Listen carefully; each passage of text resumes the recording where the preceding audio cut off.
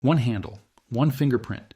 If you're seeing the same format somewhere else with a different name attached, understand the game. They can copy the cadence, they can copy the fear, they can copy the breaking news, but they can't copy the fingerprint. And if anyone slides into your DMs offering VIP signals, guaranteed entries, or send crypto to verify, that's a scam.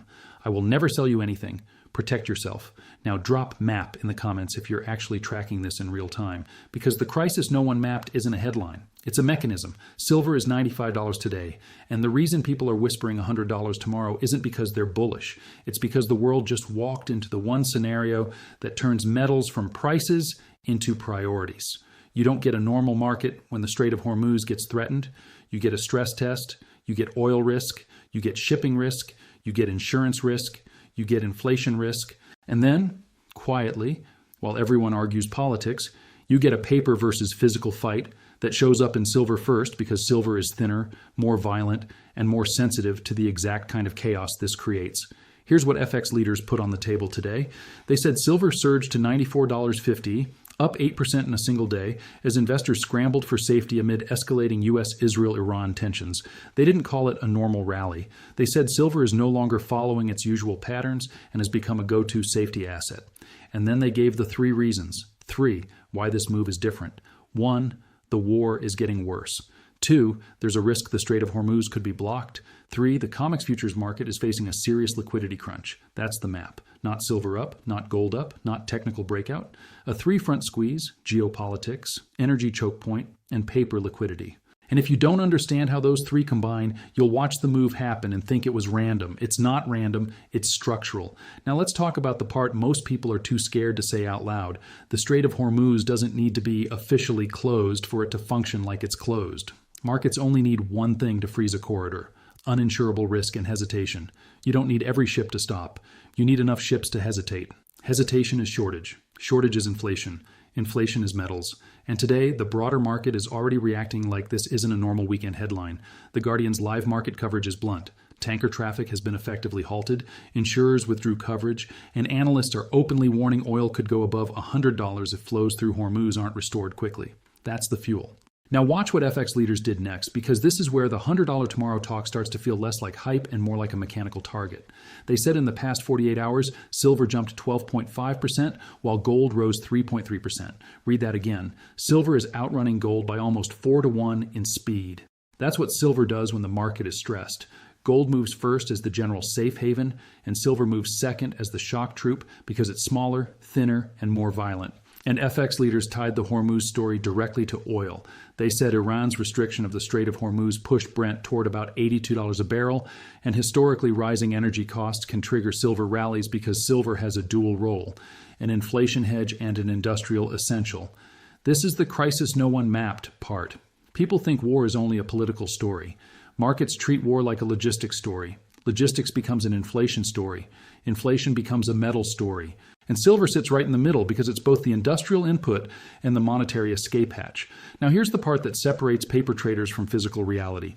FX Leader says analysts are reporting a 67 million ounce shortfall in global silver supplies.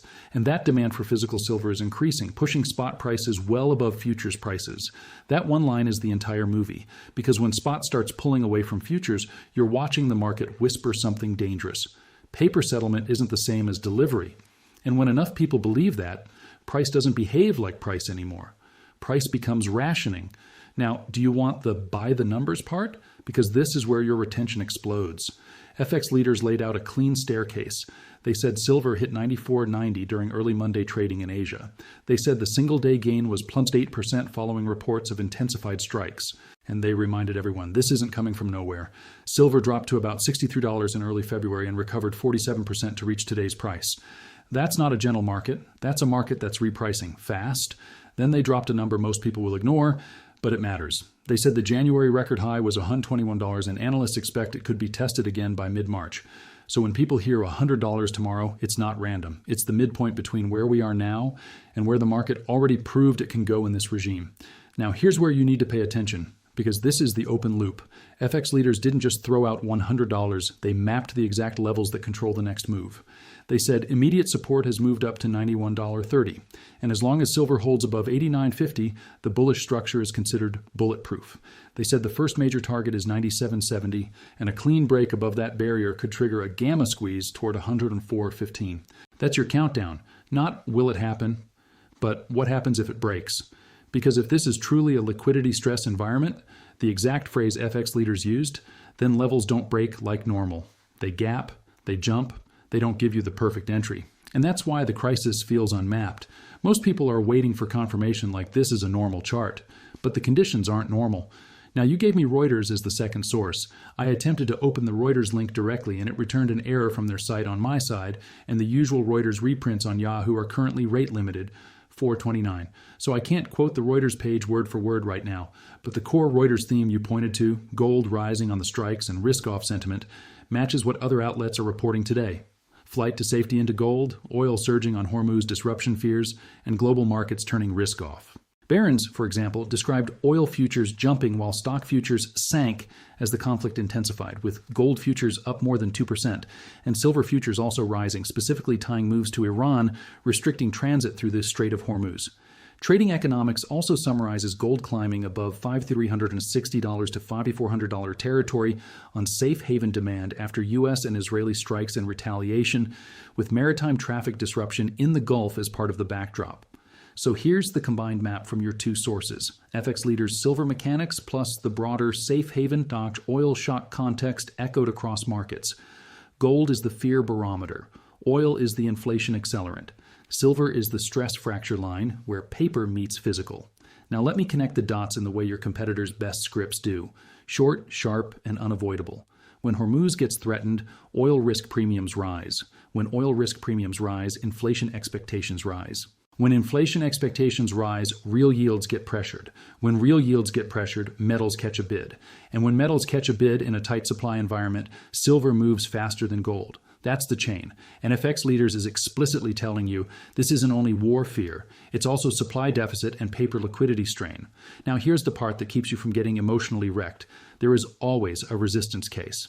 And anyone who refuses to say it out loud is telling you a story, not a map. Here's the resistance case in one breath.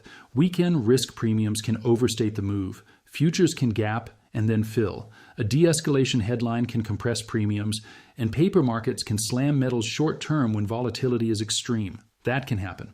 But here's what makes this environment different, and why $95 today, $100 tomorrow doesn't sound insane. Because the drivers FX leaders listed are not one-day drivers. They're structural drivers. A supply shortfall, rising demand for physical, and a stressed futures market.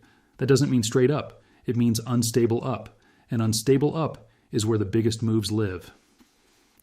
Now, I want you to notice a subtle psychological trick happening in the market today. When gold rises, people expect it. When silver rises faster than gold, people panic, because silver rising faster signals something else. It signals the market is hedging not just fear, but system friction. And FX leaders literally framed silver as a signal of global instability and more than just an industrial metal after major developments in the conflict. That's why this matters. Silver isn't just moving. Silver is messaging. Now here's the watch list. And listen closely because this is where your retention stays high. People don't just want fear. They want what to watch. First, does silver hold above the support zone around $90.30? Because if it holds, dips are being bought. That's sticky demand. Second, does silver reclaim and hold above $97.70? Because FX Leaders is telling you that's the first major target, and a clean break can trigger the next squeeze toward $104.15. Third, does the oil risk premium persist? Because the Guardian's coverage makes it clear, if tanker flows aren't restored, oil over $100 is on the table in scenarios analysts are actively discussing. Fourth, watch the paper versus physical gap. FX Leaders says spot is rising well above futures as physical demand increases. If that spread behavior persists, it's the market telling you the stress isn't just emotional, it's logistical. Now let me give you the final open loop, because this is how you make people come back tomorrow. If this is truly a liquidity crunch in futures, and if the Hormuz disruption risk persists, and if physical demand continues to tighten against a reported supply shortfall, then the next question isn't, will silver hit $100? The next question is, when the next buyer shows up, do they ask, what's the price? Or do they ask, can you deliver? Because that's the moment the market stops being a chart and becomes a bottleneck. And bottlenecks don't move politely. They gap, they ration, they run. This isn't financial advice. This is financial warfare education. Verify everything. Track the levels. Track oil's risk premium. Track whether silver is leading gold in speed. And if you want me to keep mapping this as the next session's print, drop map. So I know you're not just watching the fireworks, you're following the mechanism.